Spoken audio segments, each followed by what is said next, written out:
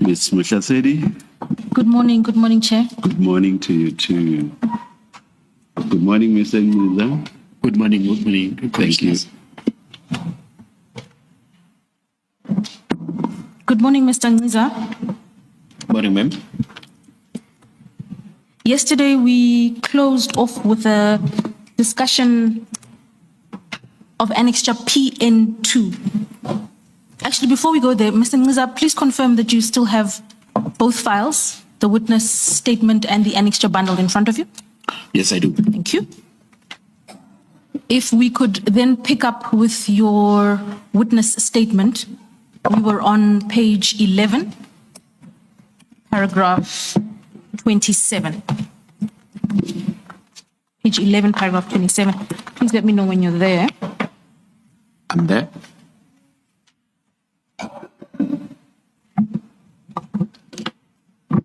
When we closed off yesterday, we had worked through annexure PN2, which is in your annexure bundle.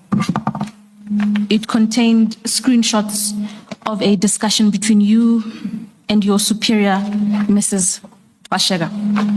Yes, ma'am. Thank you.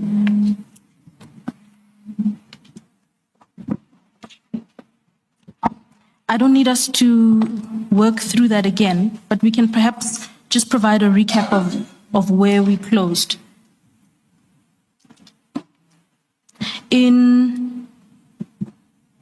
In summary, the WhatsApp conversations reflect the discussion you had with Ms. Bashega on the 20th of February 2023. Is that correct? Yes, it does. Thank you.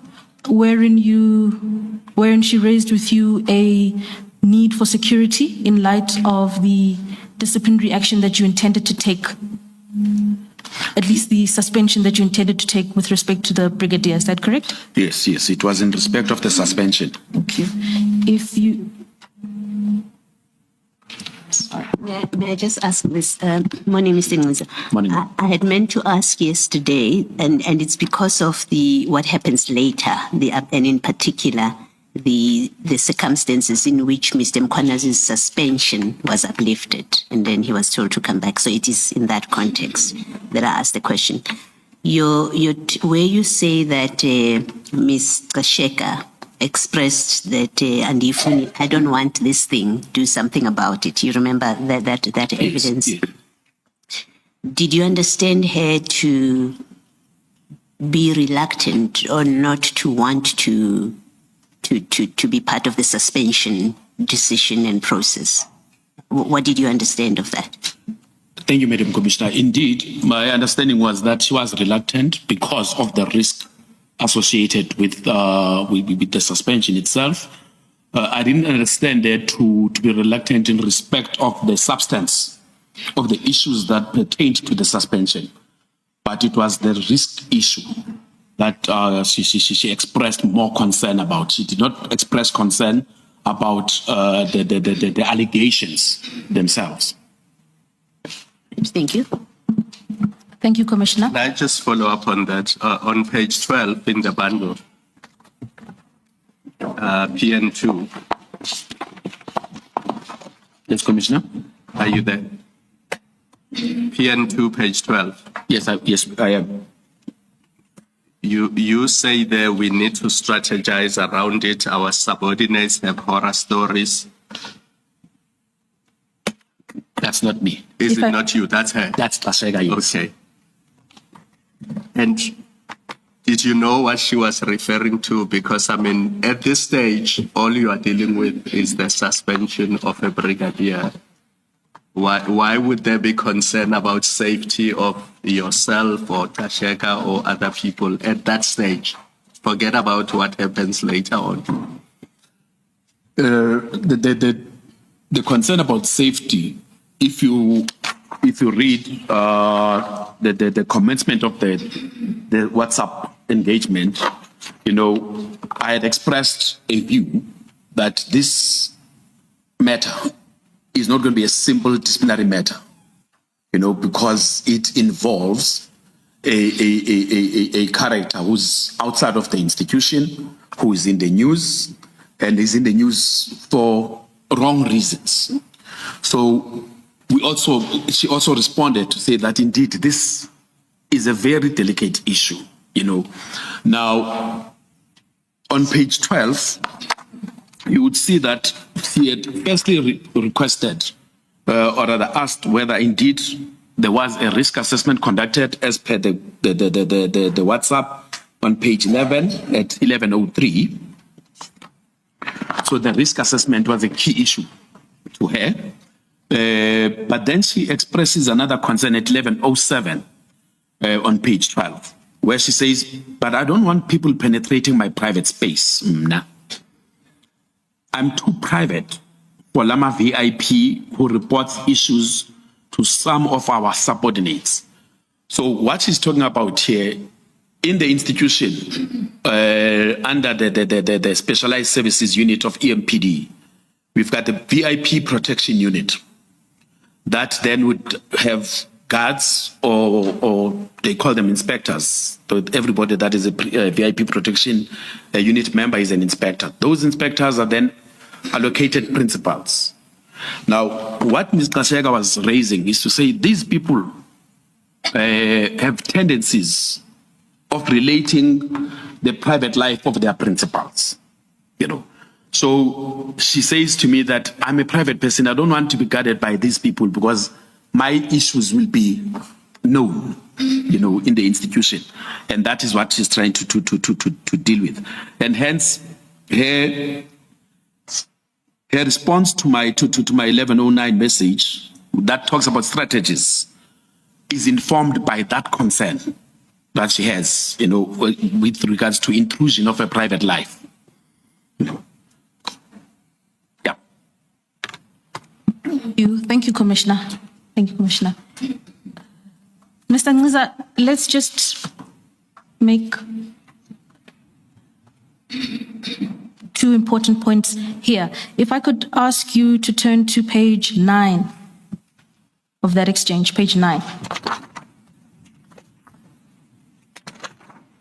You send a message at 11:03, the nub of which is you confirming that despite the security challenges, you are going to send her the pre-suspension letter within the next 15 minutes. Is that right? Yes. Thank you.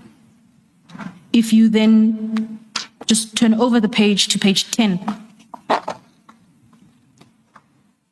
Yes, at 11:04, Ms. Kashega asks you, have they done EMPD preliminary investigation though? And you respond immediately, yep. Yeah. Correct. So you respond in the affirmative to say that EMPD has at that stage where you are on the brink of issuing the pre-suspension letter, a preliminary investigation has been done. Yes, I responded in that manner, Counsel, because you recall that I had indicated in my testimony yesterday that I had a session with Commissioner Spies and Lieutenant Colonel Erasmus, where indeed they had indicated to me the assessment that they had conducted, what I called some form of a desktop analysis of the registrations and the likes. So when she asked me that, my response was in respect of the discussion that I had with Spies and Erasmus. Thank you. Could I then ask you to stay in the annexure bundle and just flip over the page to annexure PN3. PN3. The actual document itself will begin on page 13 of your annexure bundle. Yes, ma'am. Okay. Just to locate us in your witness statement, you are now at paragraph 28. And the annexure we are looking at now is PN3 that starts on page 13. Yes. Thank you. There. Could you just confirm for the commission what is the title of that document at the top of the page in bold? The document is titled Intention to Suspend to Suspension Letter. So please confirm that that is the letter you were referring to in your WhatsApp communication with Ms. Kashega as Yes, it discussed. Thank you. Right. At the top left corner of the page is a date. Do you confirm that that's the 20th of February, 2023? It is the 20th of February, 2023. Thank you. If we have regard to the box, the details in the box just under the heading of intention to suspension letter. The suspension letter relates to which employee? Mr. Julius Mkhwanazi, Who at that time occupied what designation? Director Specialized Services / Brigadier. Thank you. Sorry. If we'll just go through some key aspects of this letter, it reads, Sir, the municipality has received allegations of serious misconduct against yourself.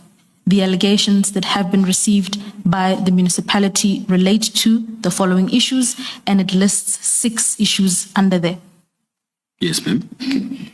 Ms. Nciza, the third paragraph then, the paragraph beginning, the employer has reasonable cause to believe. Yes. Are you there? Thank you. Could you set out briefly for the Commission what are the reasons that motivated the issue of this intention to suspend letter?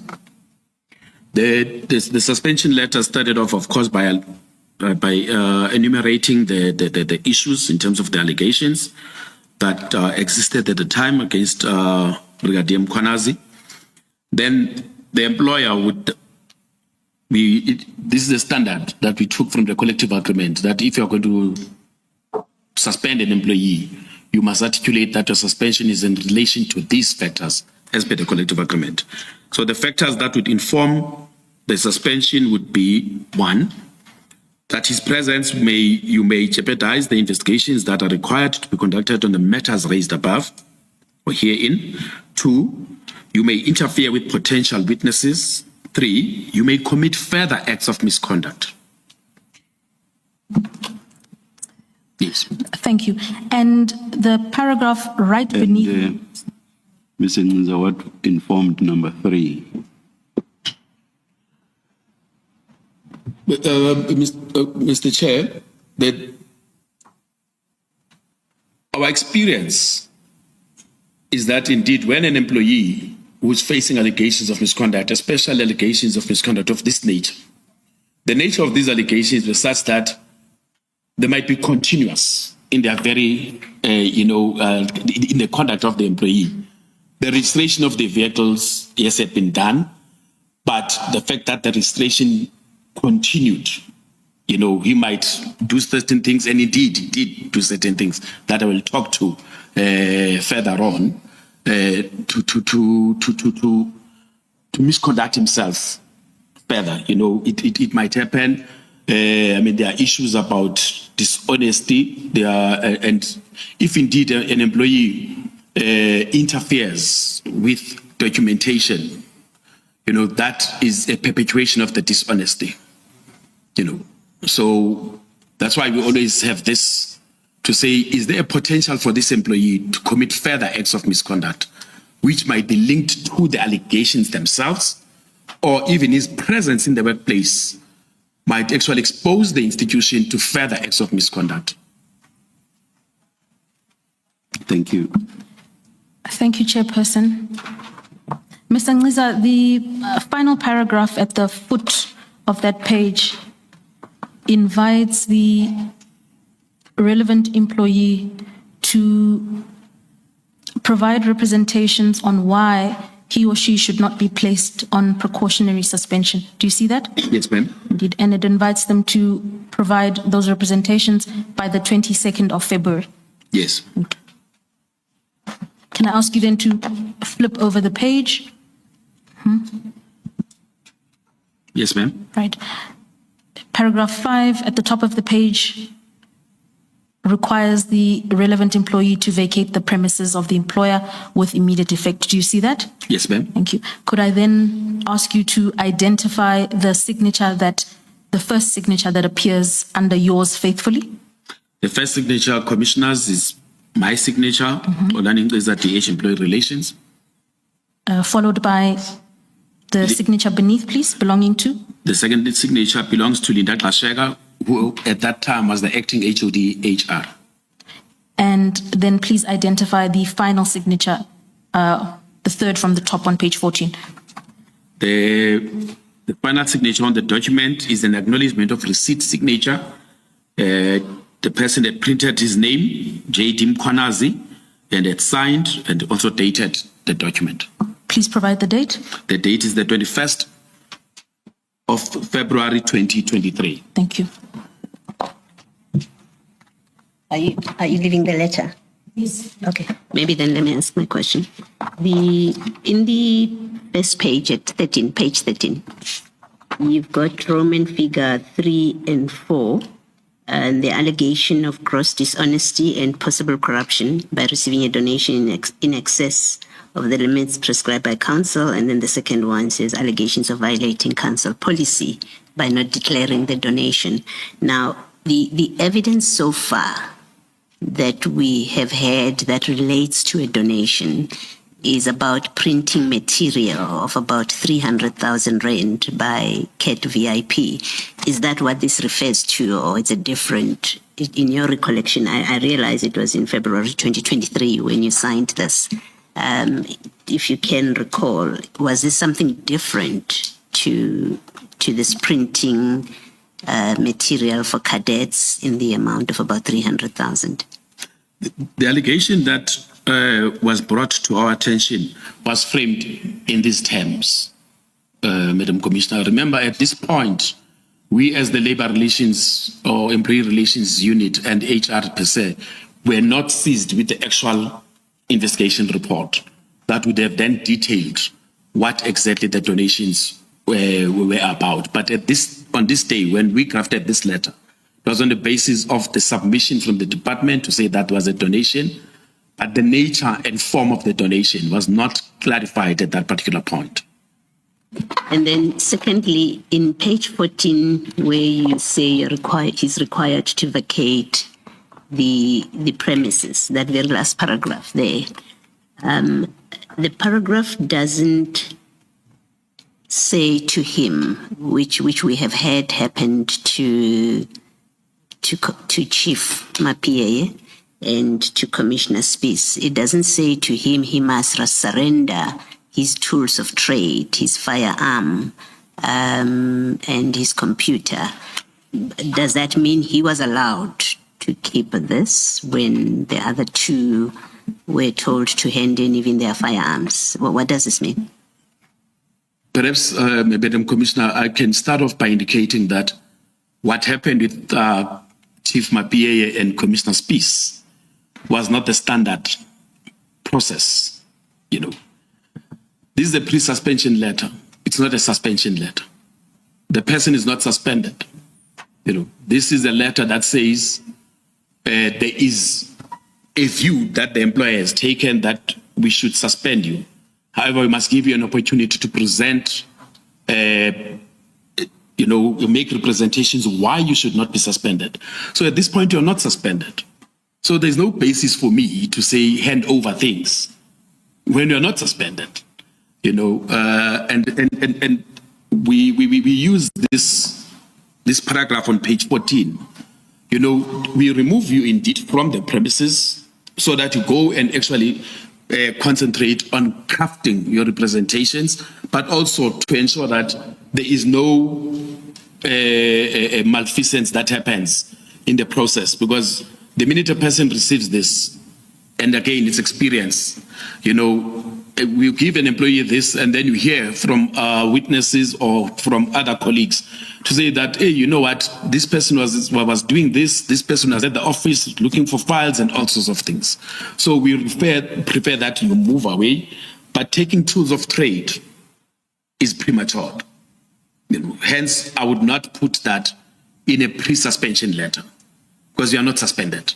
The minute I take tools of trade, I have effectively now prejudged, you know, the representations that have not yet been made. It has happened in instances where a person makes representations and then it convinces us that there is no basis to suspend. You know, we can still continue the investigations whilst the person is at work. And was the procedure that all suspensions must be preceded by a pre-suspension notification such as this, inviting them to make representations? Was that how it works? It's like that. It's clause 16 of the collective agreement. Even on the disciplinary regulations for senior managers, clause 5 of the clause 6 of the regulations speaks to that. There must be an opportunity provided to the employee to make representations. And senior managers in this case would include even chief of police and his deputies. The chief of police, like I indicated yesterday, you have three categories. Senior managers would be the chief of police, HODs, and the city manager, as per the Municipal Systems Act. And then your divisional heads, like Spies, who was on the same level as I was, would then be the category that is the middle strata. And then everybody else falls under the bargaining unit of the bargaining council, and therefore they are regulated by the collective agreement. And you confirm that that pre-suspension process did not happen with Chief Mapiyeye and Commissioner Spies? I was not involved, Madam Commissioner. I know about the processes, and I've listened a bit to the testimony that both gave. The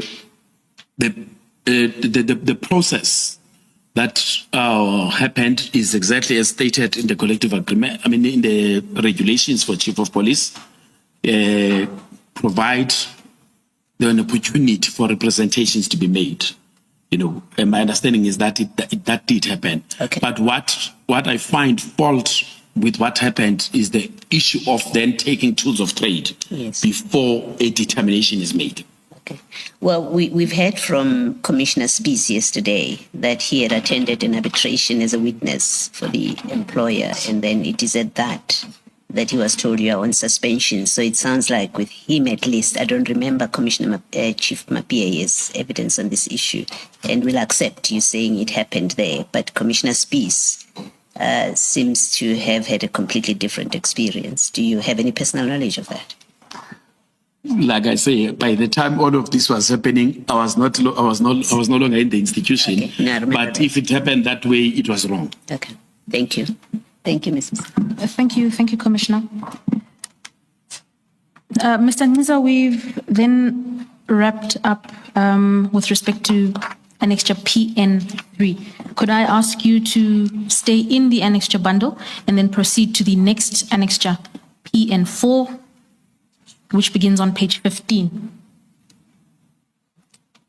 Are you there, please? I'm there. Thank you. I'm there, ma'am. And for context, we're now in paragraph 29 of your witness statement on page 11. Again, my apologies. Please identify the title of the document on page 15. The title of the document is Suspension Letter. Thank you. And the date reflected there, Mr. Nciza, according to your witness statement, there's a slight correction you would like to make? Yes. This is a suspension letter that I drafted on the 24th of February. Unfortunately, it's reflecting 20th February on the letter itself, but it was actually on the 24th of February. And you can also discern that from even the contents of the letter.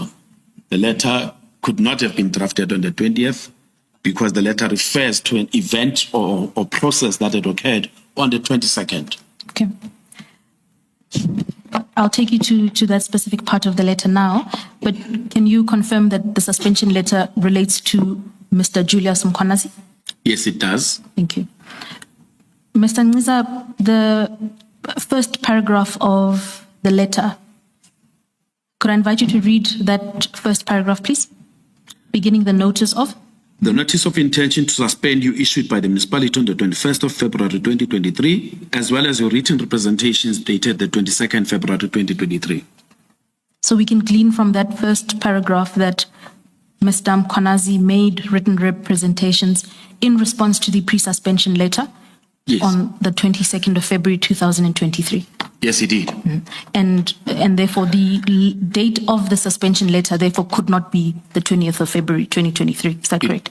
It most definitely could not. Okay.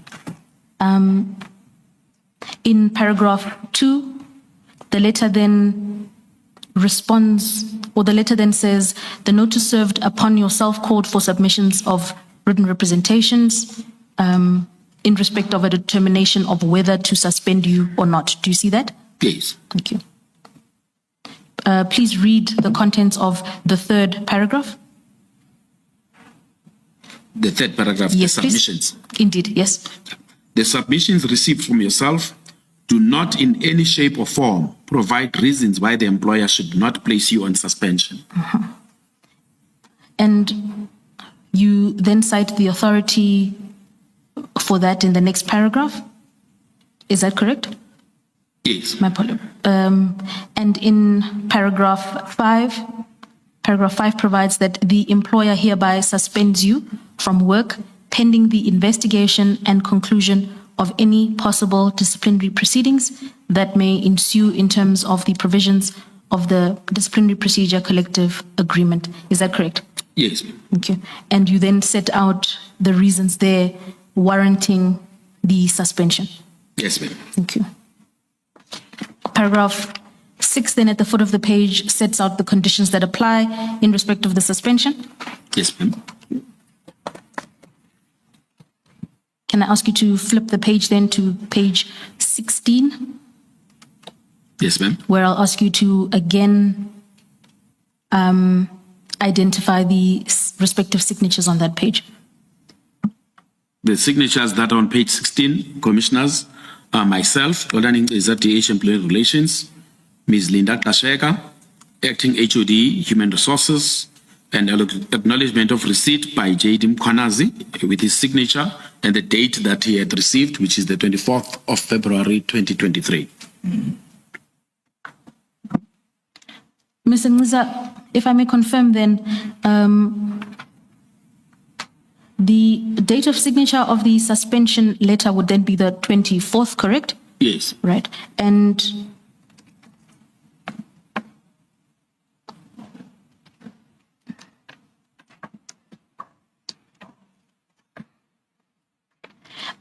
the subject matter of the investigations at this stage is based on a preliminary investigation at this point. Is that correct?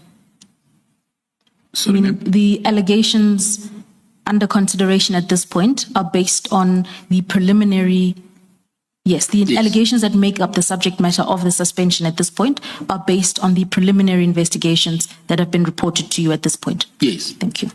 All right.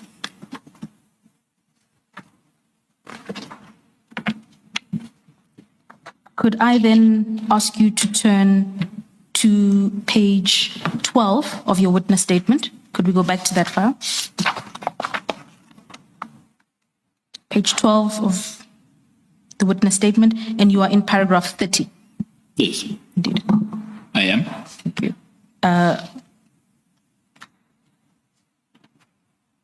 And in paragraph 30, you indicate that Brigadier Mkhwanazi was suspended for 3 months in terms of clause 16 of the DPCA, that's the collective agreement referred to in the suspension letter, which suspends him from work pending the investigation and conclusion of any disciplinary proceedings. Is that right? Yes, it was. Indeed. So if his suspension date was effective from the 24th of February, the suspension would then be effective for the next 3 months up to May, correct? Yeah, 24th May. Thank you. Please then take the Commission through the subsequent developments after the issue of the suspension letter. You are now at paragraph 31 of your witness statements. 31. 31 on page 12. So, just for clarity, I need to take the commission, the subsequent developments on this matter, Mkhwanazi. Indeed, following the issue of the suspension letter. Commissioners, as I proceeded to, of course, deal with my other duties in the institution, which was involving all departments in the institution. But there is an acknowledgement that I've always had that EMPD had the highest number of disputes in the institution, disciplinary matters, I think, because of the nature of the work that is performed by Metro Police officials. You know, they are working with the members of the public, so you would have all sorts of allegations that get raised, whether it's issues of assault, it's issues of bribery, it's issues, that concern the conduct and behavior of the metropolis officials. So I would then regularly engage with the department on matters that impact discipline in the department. So we had a number of briefings that ensued in respect of especially the investigations in Brigadier Mkhwanazi's unit, the investigations into the blue lights scandal, but they also raised issues with me regarding other investigations that were underway, inclusive of investigations against Mackenzie, Stones, and Twala, who were constables working in the specialized unit section. Now, during those briefings that I would receive, I would say that I received what I can only term and describe as horror stories, about what was happening within the unit, and I was kept abreast of even engagements that the chief of police was having with IPID regarding these officials, Mkhwanazi, Mackenzie, Stolz, and Twala. So, yeah, I received a lot of information about the cases that were dealt with, issues of copper theft, issues of even murder, extortion. There's a number of issues that they briefed me about regarding these individuals. The information you received relating to these three other officers was just as serious as the information relating to Brigadier Mkhwanazi. Do you know why they were not suspended or even issued with a letter that requires them to make representations regarding why they should not be suspended? My recollection, Commissioner, is that indeed they were suspended. There's a point where we suspended them. There's a point where I recall that I even instituted disciplinary proceedings against them. I did institute disciplinary proceedings. I appointed the disciplinary tribunal committee, and the process was to commence. And I later learned that indeed there were problems with regards to the processing of their case. At some point they were arrested, so the action was taken against these three. It's just that it was not taken forward, but my office had instituted proceedings against them. But I understood later on that there was a problem with the presiding officer because he was not paid by the municipality for other matters that he had done for the municipality. So he had served some notice to the attorney to say that he is not going to be able to proceed if he does not get paid for his services that he had rendered to the municipality. That is the big problem, of course, the payment of attorneys for services rendered. But action was taken against these three. Thank you, Commissioner. If I may, according to the evidence, so far, the conduct or the misconduct of these three officers came to light because of IPID's report once there was engagement with IPID. Now, internally in the municipality, at least up to the time that you were there, was there a process or a mechanism where employees can report concerns about the conduct of people such as this, the conduct that subsequently came to light through IPD? Was there a mechanism for employees to do that and to do that in a safe way? The municipality, Madam Commissioner, has a whistleblower policy. I'm the first to admit that it had not been used or utilized utilize by the municipality to its fullest. But the municipality has the whistleblower policy. It's even on the intranet of the municipality. There were campaigns at some point by our communications department to promote, accessibility to whistleblower processes. And we've had a number of instances in the municipality where we've had whistleblowers. We investigated the issues that were raised by whistleblowers, and indeed action had been taken against officials on the basis of whistleblower processes. Now, on these specific ones, you are correct that indeed we came to know about their activities as I was briefed through IPID, But what happens is when we've got matters that concern Metro Police officers, you would have two types of investigations. You would have the internal affairs investigation or integrity and standards, and you'll also have an IPID investigation.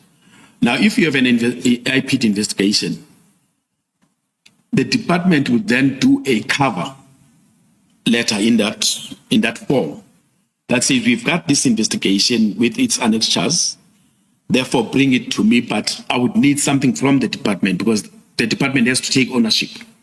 Even if it's an IPID investigation, the department must take ownership. So then the chief of police will then bring to me a request for a disciplinary tribunal. And in that request, they would indicate that here is an IPID report that has a negative recommendation against this officer. So therefore, as labor relations or employee relations, you need to take this forward. There would be that request to initiate disciplinary proceedings against that particular employee. So if my recollection serves me well, that is what would have happened here. They would have provided me with an investigation report, and then I instituted the disciplinary tribunal. Thank you, Commissioner.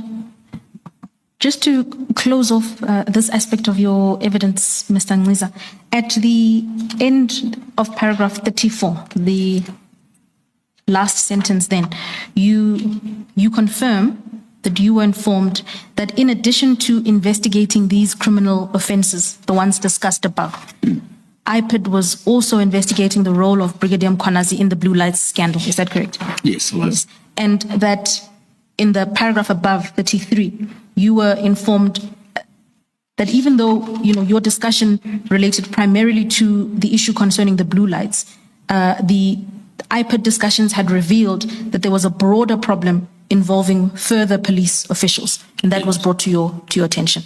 Yes, it was. Thank you. Mr. Nciza, we are then beginning a new subheading entitled Disciplinary Tribunal. This is paragraph 35 of your statement. We're still on page 13.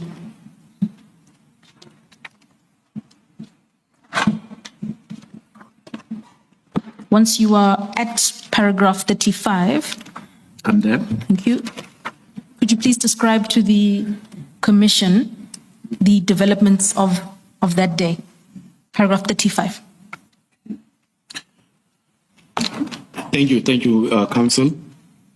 On the 12th of April 2023, Chief Mapiyeye, Commissioner Spies and Lieutenant Colonel Erasmus came to my office, and they presented to me what they term a docket that contained the investigation report onto the allegations that were leveled against Brigadier Mkhwanazi. We went through the report, and of course, I engaged them on the content to say, but, we're talking about this letter of October 2021, what are the issues? And then I approved that a disciplinary tribunal be constituted, because they in my view, their investigation report ticked the relevant boxes that would convince an HR practitioner that there is a basis for this employee to answer to these allegations that have been leveled. So indeed, after we had consulted, I appended my signature to the disciplinary tribunal initiation form, And then we also then discussed how to handle the process. You know, they raised issues with me to say, as much as they had briefed me on several occasions around the matters that concern Mkhwanazi, Mackenzie, Stalls, and Twala, and there was also some process that had started with regards to the other three, they indicated that IPID was confident and convinced that there were imminent arrests that would be made, which would include Brigadier Mkhwanazi. So they requested that instead of proceeding, as much as I've approved the Disciplinary Tribunal, but I must provide them and provide IPID with an opportunity to conduct these other processes, and then we will then assess the situation. If indeed there are arrests that are made, then it might not be prudent for me to institute an appointed Disciplinary Tribunal, you know, because there are timelines. The minute you've appointed a Disciplinary Tribunal, there are timelines that must comply with in respect of the collective agreement.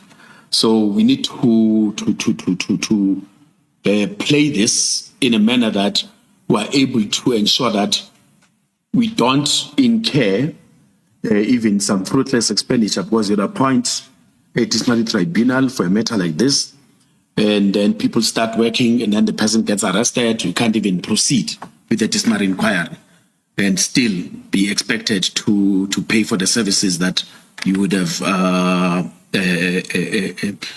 sort of incurred from attorneys and the likes. So that was the discussion on the day. And lastly, in the discussion, we decided that they must actually keep the docket because of the contents thereof, and I didn't want it to lie around in my office. I just needed it to be kept in a safe arrangement. Thank you, Mr. Nciza. Commissioners, before we proceed on this issue, I'm going to request that these documents are handed up to you by our attorney, please. They somehow seem to have not made it to the annexure file, but we'll attend to sorting that out over tea. Thank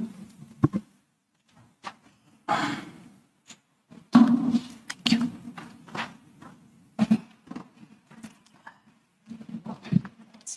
Yeah, so each of them will get like that. Perfect.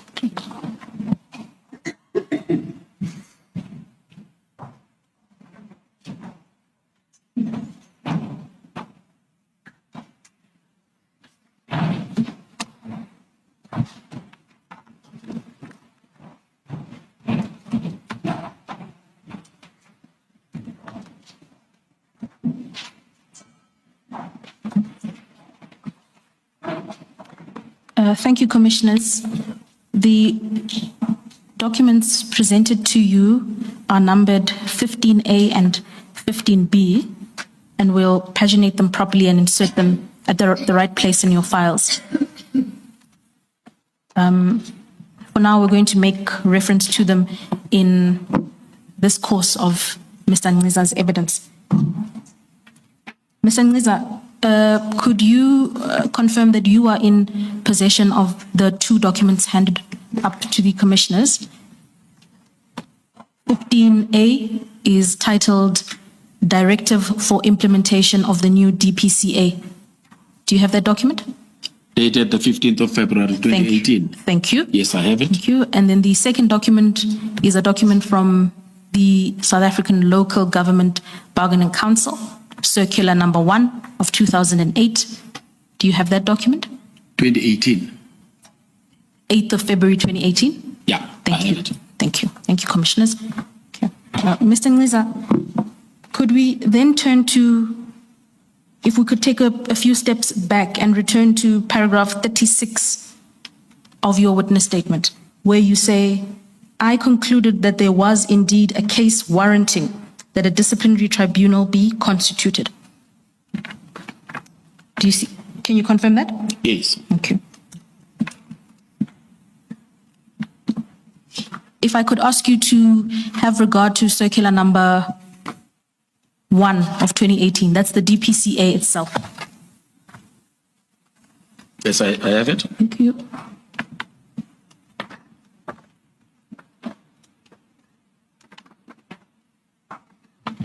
you'll see that there's an index describing the issues that are regulated by this document. Are you there? Thank you.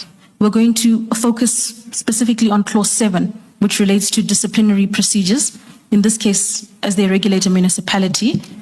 But I would ask you to please turn to clause 4, which is on page 4 of that document. I'm there. Thank you. So clause 4 would regulate the period of operation, right? So the DPCA, as it applies, sets out the period in which it operates. Could you just record for the record what that period is? On clause 4.1 of the agreement, the period of operation is from the 1st of February 2018, and it will remain in force and effect until the 31st of January 2023. Thank you. Are you able to confirm to the Commission its status here today? So does it still apply? Yes, it does, because after the date of 31st January 2023, it then says, thereafter, the agreement shall continue indefinitely in respect of the parties to the agreement. Thank you.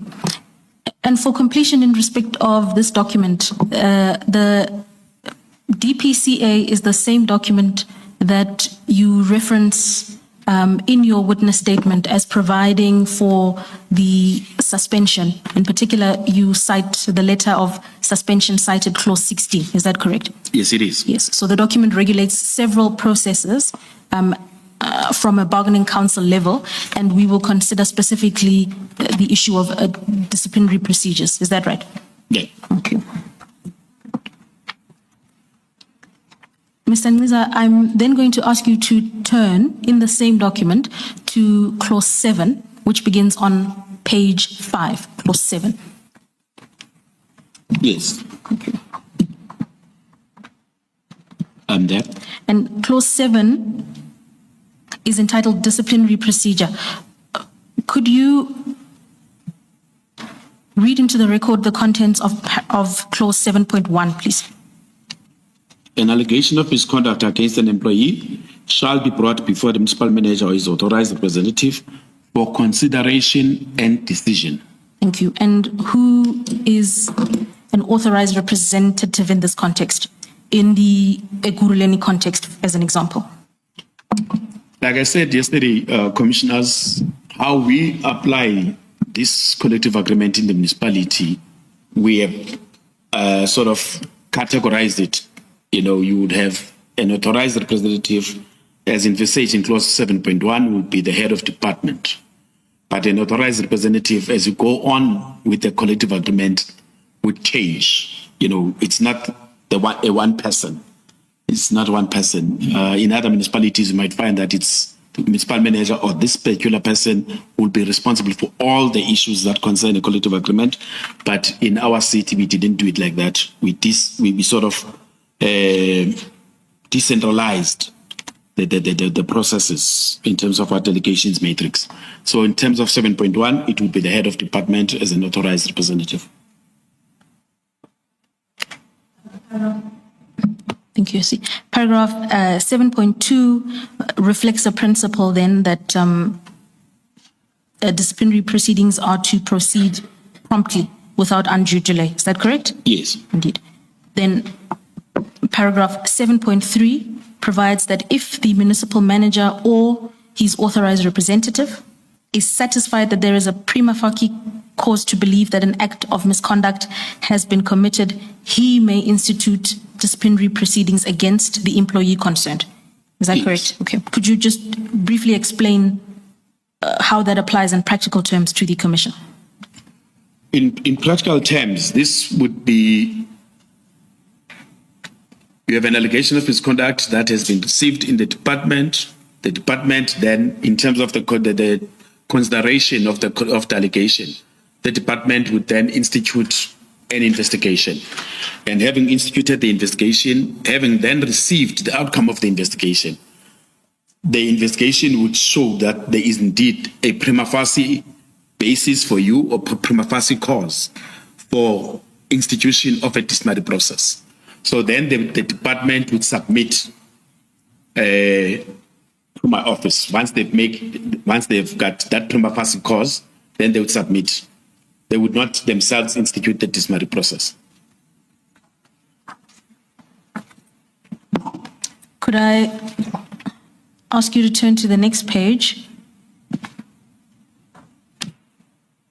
Clause 7.4, which provides that the disciplinary hearing shall commence as soon as reasonably possible, but no later than 3 months from the date of the municipal manager or his authorized representative's decision to institute disciplinary proceedings. Yes. Thank you. So once indeed the investigation has been concluded and the submission is made in terms of the initiation of a disciplinary process, the authorized representative has got 3 months within which to constitute the disciplinary proceeding. Thank you. The disciplinary tribunal. The next 2 paragraphs then posit 2 options that are available in the event of misconduct. Paragraph 7.5 regulates misconduct that appears to be less serious. Is that correct? Yes. Indeed. And then paragraph 7.6 regulates misconduct that appears to be sufficiently serious. Yes. Indeed. And what is the course or avenue to be followed according to clause 7.5, where the act of misconduct is one that appears to be less serious? Where indeed the act of misconduct is less serious, like I had explained, this is an instance where a probable sanction would be a written warning. Therefore, would either have a counseling session or else just issue a written warning to the employee. That is handled as a departmental inquiry. It's handled internally by the department. It does not really require that I establish a disciplinary committee. So that can be handled by the department at a departmental inquiry level. And where the act of misconduct is one that is more serious, what is the route that is then followed? The route that is then followed is that the department, having submitted the investigation report, and if indeed, having applied my mind, I consider that indeed this matter requires a disciplinary tribunal, I would then authorize that a disciplinary tribunal be constituted, and having authorized that it be constituted, I then have to move forward to implement the appointment processes for the disciplinary committee. And those processes are set out in clause 7.6.1. Do you see that, Mr. Nciza? Yes. Thank you. And could you just briefly explain the contents there of who is to be appointed and the alternative appointment that is available in the event that a disciplinary tribunal is authorized? Thank you, Council. You would find, commissioners, that 7.6 and even 7.7, how it's structured, is it has a default position. The default position in the constitution of the disciplinary committee is that in the first instance, you shall appoint a person internally,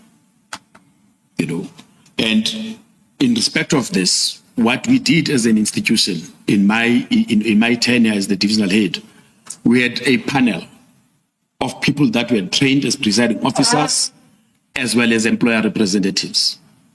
So if we get a request from a department to constitute a disciplinary tribunal, we would look at firstly the merits of the matter, what type of case is it, what is involved, the level of the employee and the likes. And then we would then look at our panel. Are we able to find a suitably qualified person in our panel to deal with this matter? Now, And you are still talking the default position there. yes, that's the default position. So the panel would be people within The default the position. municipality. The municipality. Our panel is people that we've trained in the municipality. And I need to admit that as much as we had done much in terms of in building the necessary capacity internally, you would find that your senior people from divisional head and HOD level, really do not have time. They simply do not have time. Their demands on their jobs are much higher, and therefore they would not automatically be available or readily be available to firstly go for training. And even if they do go for training, a whole lot of them, even if you appoint them, I promise you, you are just simply not going to get the person to give you time. They've got a whole lot of things, service delivery imperatives would take precedence. Now, the collective agreement 7.6.1 is clear. When you appoint a presiding officer, the person must be at least 2 levels above the person that you are intending to charge, the accused employee. So you need then to zoom into this particular matter.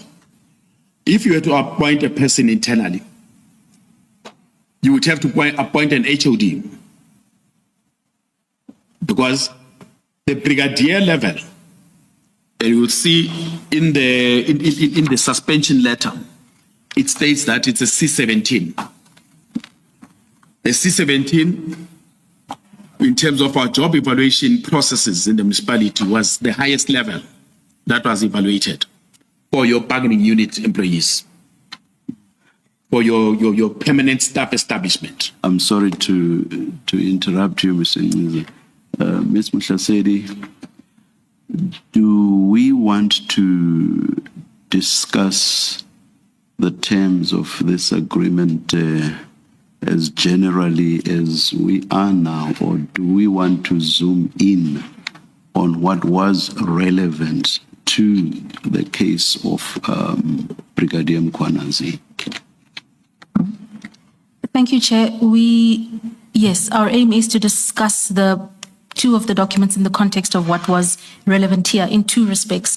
Firstly, the constitution, or rather the appointment of an external chairperson and an external prosecutor, which will become relevant during the course of Mr. Nciza's evidence. The second important issue is who exercised or who bore the power to determine whether to constitute a disciplinary tribunal, and the documents are relevant for that assessment. I will endeavor to be very brief. I'll pose direct questions to yes, them. I'm asking, for example, because as I understand the evidence here, people external had to be appointed. And I think that focus on the appointment of external people and why it had to be external people should be enough, without us getting into the situation where internal people would be used and why. Did you see what I mean? I follow. Thank you, Chairperson. Yes, thank you. We'll Thank direct the exchange in that manner. Thank you. Thank you.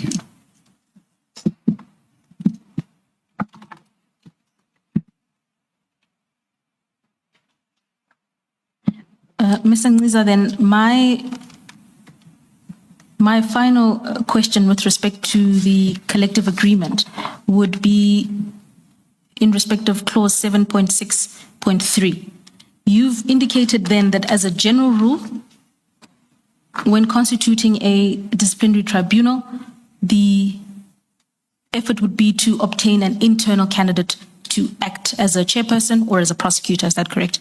Yes. Indeed. And then where that is not available, where an internal candidate is not available or not possible, there are certain circumstances where you would obtain a chairperson or a prosecutor who is an external person. Yes. Correct. And in paragraph 7.6.3, 7.6.3 reads that where there is a lack of suitably qualified persons or where the presiding officer is threatened or intimidated, the municipal manager or his authorized representative may appoint a suitably qualified external person.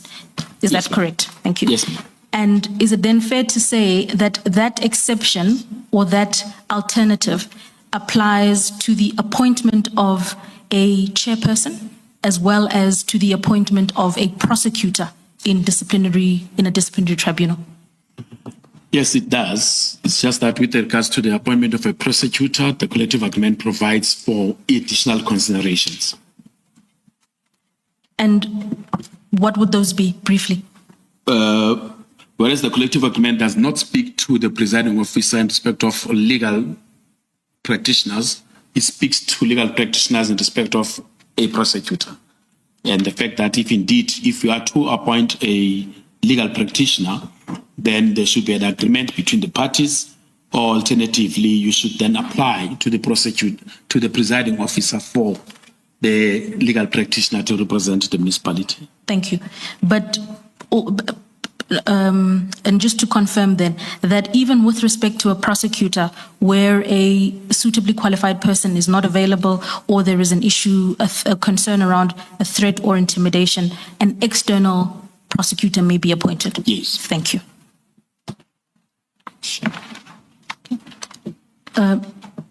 Mr. Nciza, I would then ask you to have regard to the document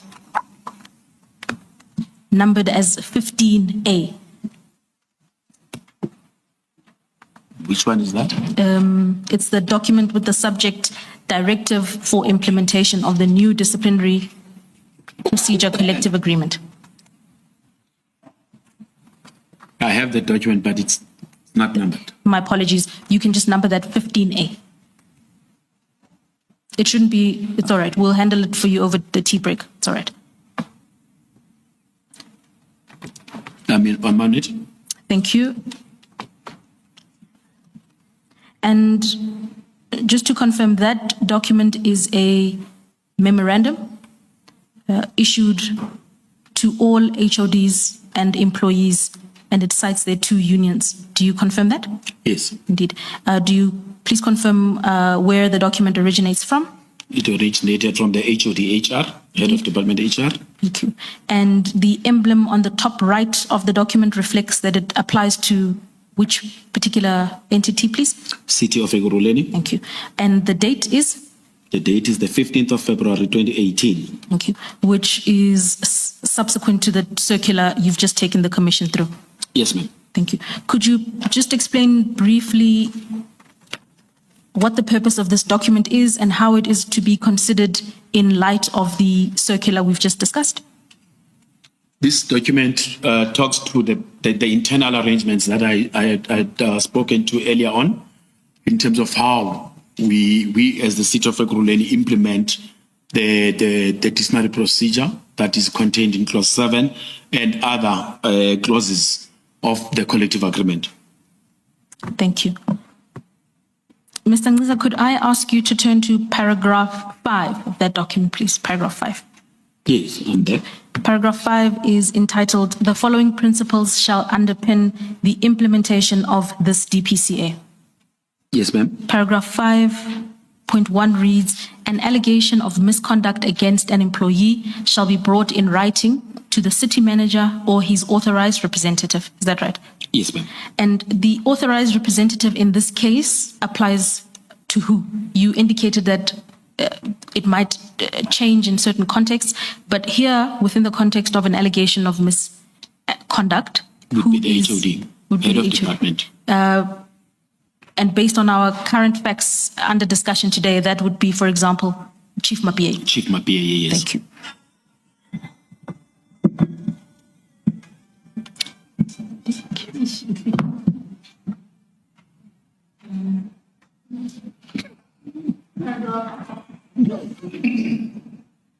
Continue. Ms. Thank you. Mkhwanazi. Thank you, Chairperson. Paragraph 5.2 then reads, "A supervisor or another employee investigates the allegation of misconduct and submits the investigation report with a recommendation to the relevant HOD." Yes, ma'am. In the context of the facts under discussion today, who would be the supervisor or employee tasked with the investigation of misconduct here? Under these circumstances, the employee would be Lieutenant Colonel Erasmus. Thank you.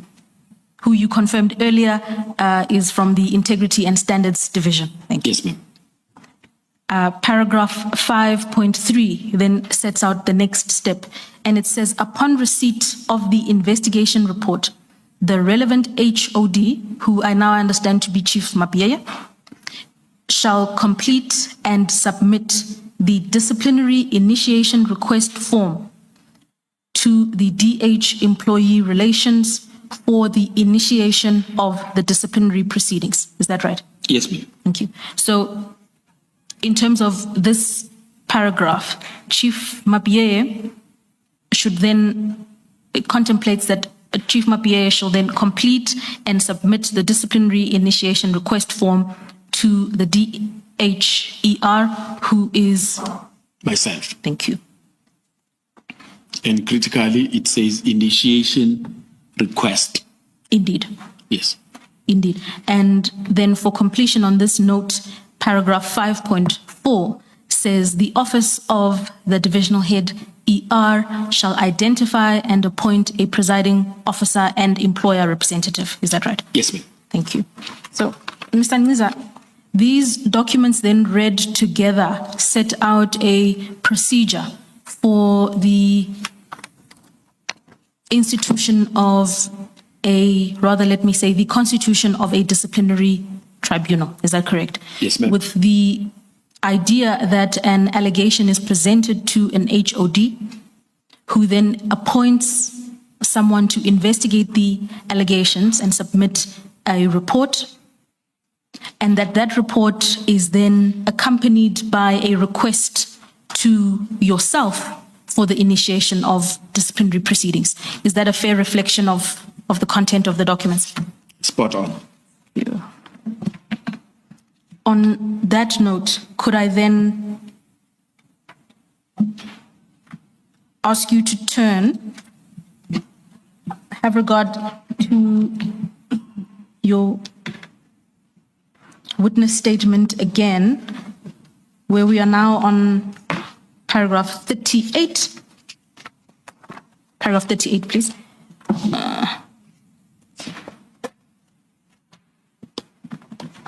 Yes, I'm there. Page 14.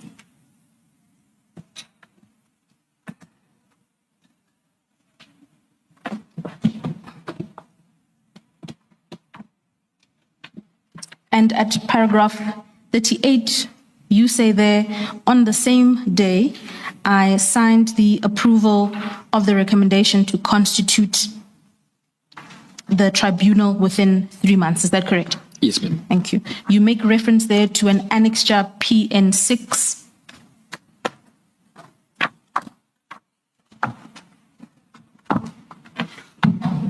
On page 288 of the annexure bundle. PN6. I'm there. Thank you. Page 288 of the annexure bundle. I'll just ask you to put your finger there so that we can place the full document on record.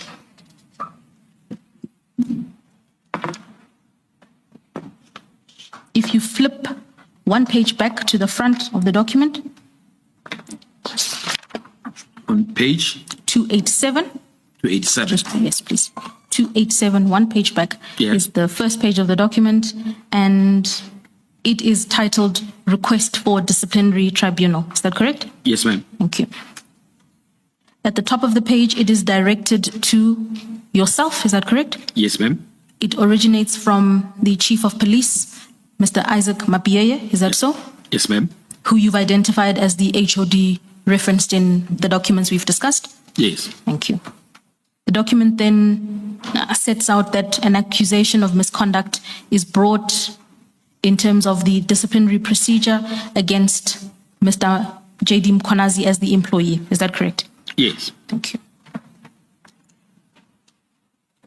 Importantly, Mr. Nciza,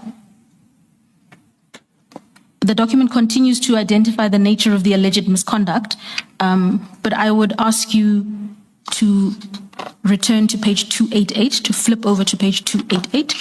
Yes, ma'am. Thank you. Under recommendation at the top of the page, Yes. the document provides for two options. The first option one is a request or permission to hold a departmental inquiry. And option 2 is a request for the establishment of a disciplinary tribunal. Do you see that? Yes, ma'am. Thank you. And at the bottom is a straight line that makes provision for a signature. Could you identify the signatory there, please? The signature there is one of Chief Mapiyeye. Thank you. And just above, as contained in that box, what is the recommendation that Chief of Police Mapiyeye made or sought and directed towards you? Chief Mapiyeye had ticked the second box, which is for a request for the establishment of a disciplinary tribunal. Thank you. At the foot of the page, you will see then a signature. Could you identify the signature? Who signed there, the signatory? The signature at the bottom of the page is mine. And could you identify the content of the boxes just above the signature? There are 3 boxes above the signature. There is further investigation, departmental inquiry, and disciplinary tribunal. Thank you. And which of the boxes did you tick in indication of an approval? Disciplinary tribunal. Thank you. For completion, Mr. Nciza, yesterday you engaged with Commissioner Baloy about the options available to the head of employee relations once they receive an investigation report, a so-called docket. And you indicated that there are 3 of those options. Yes, ma'am. Having gone through the contents of the collective agreement, you've explained that a departmental inquiry is suitable in instances where the allegations of misconduct are of a less serious nature. Is that right? Yes, ma'am. Whereas a disciplinary tribunal is most suitable where an employee is facing particularly serious allegations of misconduct. Yes, ma'am. Did that distinction then affect the decision that you ultimately took when considering this request from the Chief of Police? That distinction always affects the decision that one makes, because you have to weigh the evidence and the merits of the case as presented in the investigation report before you go and tick the box. And in considering the weighing up of the evidence that was provided to you, you annex at paragraph 37 of your statement, you annex the investigation report that was provided to you. Do you see that? Paragraph 37 of your statement on page 13, right? Yes, ma'am. Thank you. If I ask you to flip over the page, you've then informed the Commission that upon receipt of that report, you considered its contents and then you signed the approval to constitute a tribunal.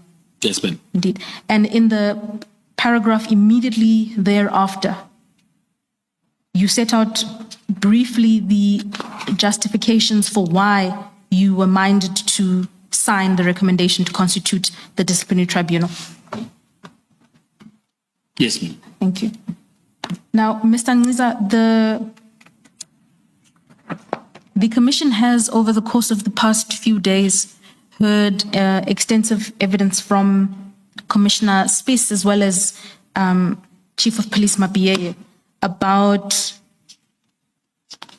their view as to why the allegations as they related to Brigadier Mkhwanazi were warranted and therefore justified the taking of disciplinary steps.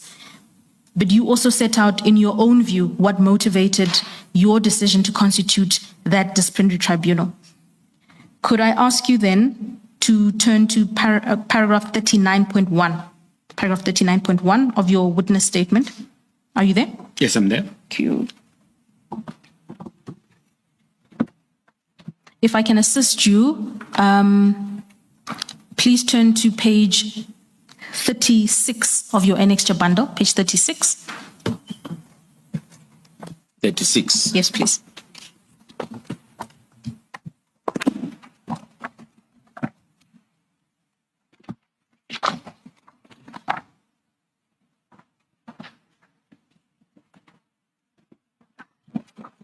I'm there.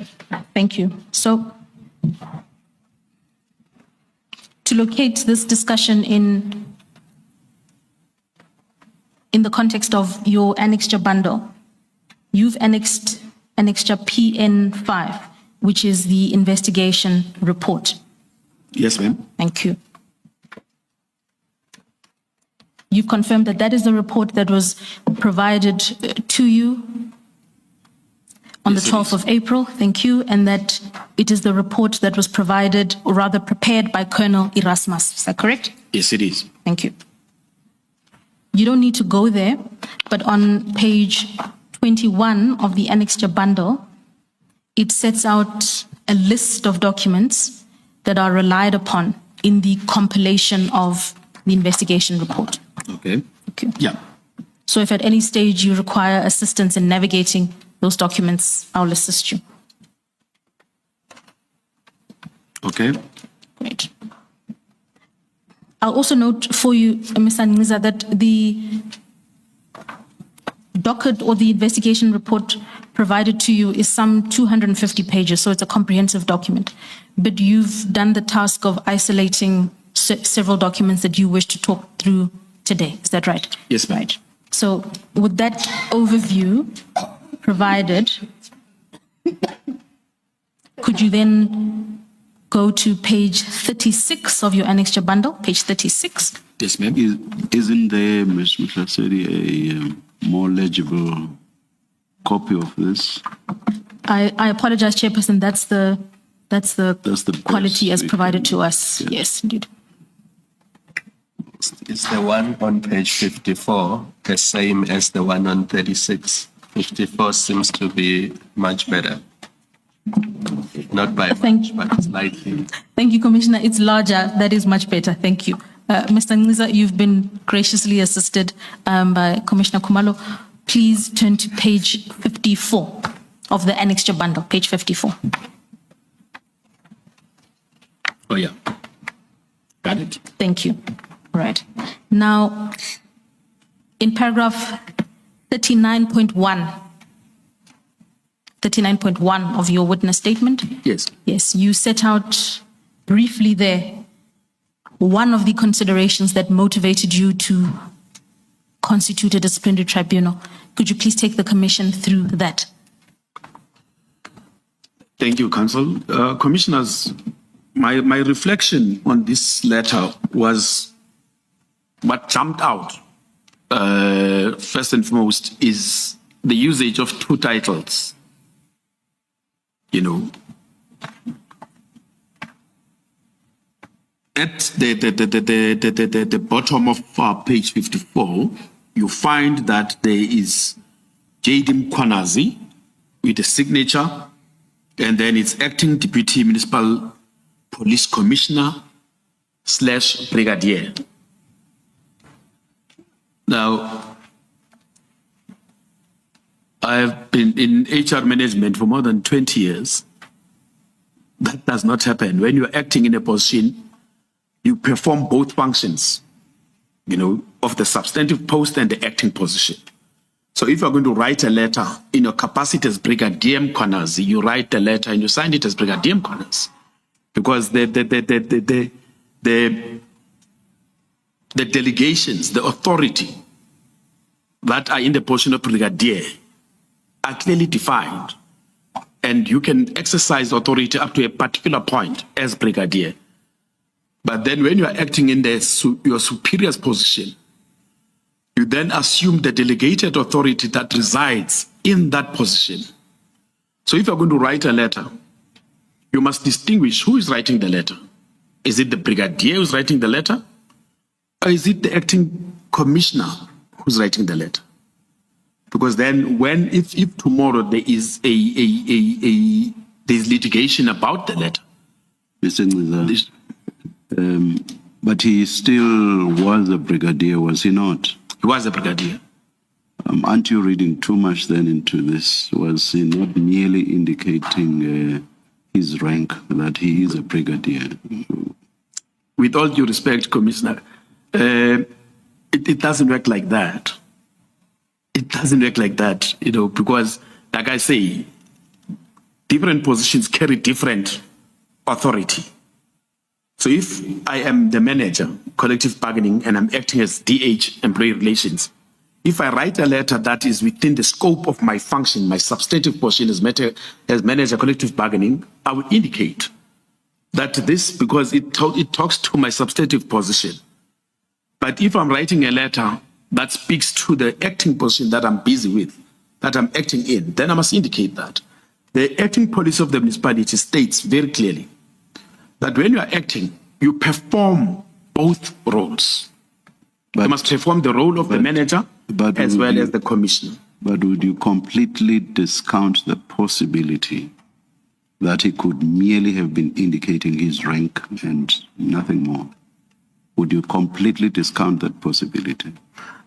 I wouldn't completely discount the possibility. It's just that the content of the letter then brings me to this, to say that in my view, this was intended to obfuscate the roles. You know, it was creating this, because at the end of the day, if for instance, I'm to deal with the actions of the employee, and if I'm to say, but you acted outside of your scope, you know, I need to understand exactly in which scope were you acting.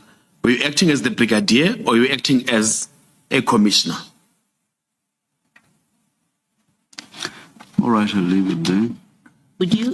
Would you have had the same concern if he had signed, as he did there, if he had said Brigadier J.D. Mkhwanazi, if that's the first line, because he just says J.D. Mkhwanazi. If he had said Brigadier J.D. Mkhwanazi, and then in the next line say acting police chief, the way that he has done, would you still have the same concern that you're raising? Which lines are those? So that same signature area the chair is discussing with you. So he's got just J.D. Mkhwanazi. You see where I'm referring? Yes. Okay. I don't know how people sign in the municipality, so my question comes with that, Ryder.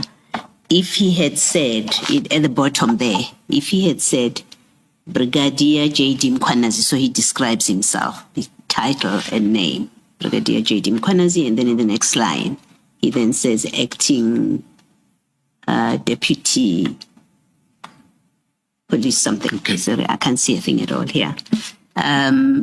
Would that still have raised the same concerns that you're raising? It would have, but perhaps it would have been a bit different in the sense that, remember, and I think the previous witnesses testified on this, you have the rank of brigadier, you know, and then you've got a post designation in terms of your organizational structures. You know, now if he had said Brigadier Mkhwanazi and then said underneath, he called himself Brigadier Mkhwanazi, and then underneath indicated that is acting deputy chief of police. Again, it still creates the challenge from an HR point of view to say exactly who is signed, but it could easily be dealt with by what we are raising. Say that, okay, fine, it's Brigadier Mkhwanazi, but it's acting. So the person who is actually signed is the acting, as opposed to both, you know. I would understand your point if he had signed as both acting deputy municipal police chief and director of specialized services. But here it's clear that he's referring to only one role, and the brigadier is the rank he holds, and that is the chairperson's point, that it is the rank, whereas the role is that of acting deputy municipal police commissioner. Now, if he had said acting deputy municipal police commissioner / director of specialized services, then that would be different because those are two different roles. But his rank does not change whether he's acting in one role or the other. He remains brigadier. I get the point. That's really the chair's point. I get the point. If you put it that way, I get the point that you're raising. Yeah, thank you, Commissioner. So I failed in putting across my point. I get the point. Thank you, Commissioner. So that is the issue that jumped out, but nonetheless, the contents of the letter themselves, you know, the author of the letter says that there is a memorandum of understanding that is signed with KVIP. Now, there is no memorandum of understanding that existed between the municipality and KVIP. You know, when I looked at the docket, there is no signed memorandum. There is no memorandum that has been entered into. So this is grossly dishonest in my view, to say that there is a memorandum when such does not exist. The fact that there is a draft is that it's just simply that it's a draft. There is no actual memorandum that existed. But this letter, makes a representation that there is a memorandum of understanding between this company and the municipality when such does not exist. Thank you, Mr. Nciza. You then make a concluding remark at the end of paragraph 39.1, where you say that this representation or this was intended to clothe this arrangement with some form of regulatory standing where there was none. Is that correct? Yes. Thank you. And that is basically because he did not have the authority to issue such a letter in any event. Thank you. So something else in that first paragraph, it may not be significant. He says, the letter serves to confirm that the EMPD, and this is the part that I just want you to confirm the correctness of, under the command of Acting Deputy Municipal Police Commissioner. So as Acting Deputy Municipal Police Commissioner, did the EMPD fall under his command? No. The EMPD falls under the command of the Chief of Police. So even if he was not acting. Yes. Even if he was not acting. Remember, structurally, the EMPD had various divisions. So the Deputy Municipal Police Commissioner is the head of a division. He's not the head of the department. He's the head of the division. I can't say, as the divisional head employee relations, human resources is under my command. It's not. I'm just the head of a unit. So it was incorrect for him to say that EMPD under his command. So it was a misrepresentation. It was a misrepresentation. That is the first misrepresentation, right at just off the blocks. But then another misrepresentation is made. The misrepresentation about an endless working relationship. Firstly, there is no working relationship, let alone an endless one. He had his working relationship, not the municipality, not the EMPD. What became clear in terms of the investigation is that indeed there was some working relationship, but it's not a working relationship of the municipality with KVIP. It is not the working relationship of EMPD with KVIP. It is a working relationship that he has constructed, outside of regulatory framework, outside of the policies of the municipality, outside of legislation. He constructed that relationship. And hence, perhaps he terms it as an endless working relationship because he has every intention of not separating from KVIP. Whereas the municipality enters into all forms of relationships, but they are defined. They are defined. There's a process to enter into a relationship, and there is a period of a relationship. Thank you, Commissioner. Mr. Nciza. Please remind me, Mr. Nciza, for whose consumption again was this intended? I see there's no specific addressee. It says to whom it may concern. That is another a worrying factor, Mr. Commissioner, Mr. Chair, because when you address an official letter, you address a letter to a specific individual or entity. This is addressed to whom it may concern. So the bearer of this letter can then claim that I am the whom it may concern. And therefore, note that I have this relationship with this state entity, and my actions are covered under this letter. It's just too wide, and it has potential to create serious problems. We don't know, even up to today, who actually then had this letter and what did they do with it. No, I have not come across any information that says the people that got this letter, if it was KVIP people, what did they do with this letter?